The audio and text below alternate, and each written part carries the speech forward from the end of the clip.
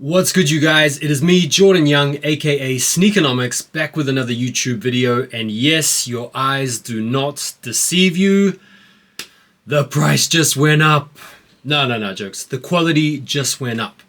So as I told you guys before in the past, I took all the money from the creator funds, all the money that I've made from TikTok, and I invested in some new kits, new computer, new camera. I've downloaded some new editing software, so stand by for the production quality to hopefully go up.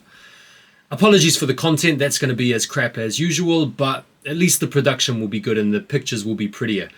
So thank you all for subscribing, and to those of you that haven't yet subscribed to the channel, I'd really appreciate it if you'd hit that subscribe button and follow along for all things sneaker related. So on today's episode, what I wanted to do is share with you some sneakers that I have, Jordan specifically, that I feel are underrated. To me, an underrated shoe is just that. It's something that flies under the radar. It's something that's competitively priced, something that you can find for a steal on the used market, and something that isn't spoken about that much. So without any further ado, let's get into some of my most underrated Jordans. So first up are the Air Jordan 3 Fears. Let's try out that zoom for you. Woo, nice.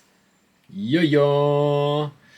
So these are really underrated in my opinion because you don't see many people talking about them, and you also don't see many people wearing them. They came out in 2013 as part of the Fear pack. You can probably see the Fear 4s in the background behind me.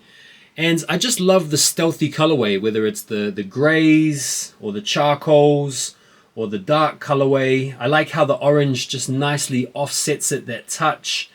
It's just a clean shoe. I got these for 180 pounds off of GOAT, and they were basically brand new. Like, check out the stars, you know. So to get these for 180 pounds is like a really good price in my opinion, and it's one of the main reasons why I would qualify these as being underrated. Next up, we got the Jordan 4 Oreo. Now I know a lot of you out there will probably be thinking, dude, those aren't the Oreos. The Oreos came out last year. My friend, these are the original Oreos. First coming out in 1999 and subsequently retroing in 2015. These were part of the remastered series, which was an attempt by Nike to address the quality control complaints that us consumers were piping up about back then.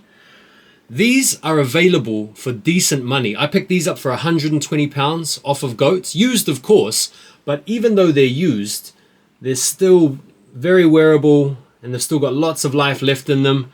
There's still a bit of star action there.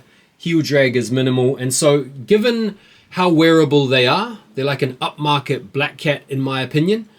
They've got that lovely leather upper with the Oreo splatter on the midsole. That leather makes them really wearable in all conditions. With suede and nubuck and durabuck, it's difficult to wear those kinds of materials in the rain, but these are sneakers that I don't hesitate to put on even if it's raining.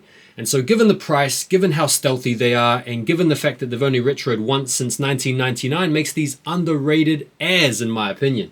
The last sneaker in my collection that I want to talk about today, it's another Jordan. It's the Air Jordan 6 Maroon. Now a lot of people forget that this is actually an original colorway from 1991, and it's only been retroed the one time, which was similar to the Oreos back in 2015. This is kind of a seminal shoe because it's the first shoe from Jordan brand to actually come out with the Nike Air on the heel tab in some time.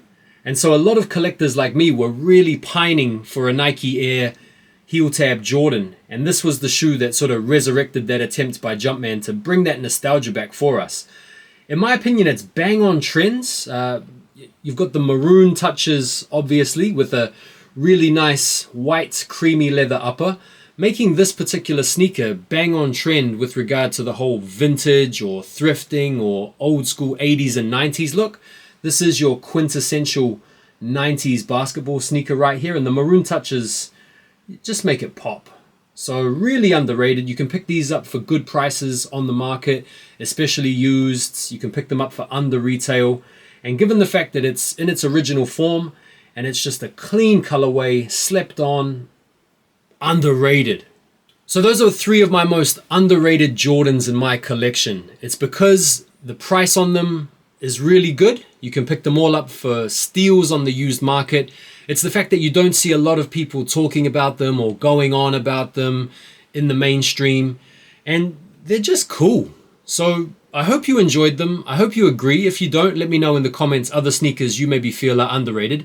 And if you enjoyed this episode and you want to see more sneakers from my collection that I feel are underrated, I'd be more than happy to share them with you, as well as some sneakers in my collection that I feel are overrated. So let me know in the comments if you want to see that episode as well. It would be my pleasure to bring it to you.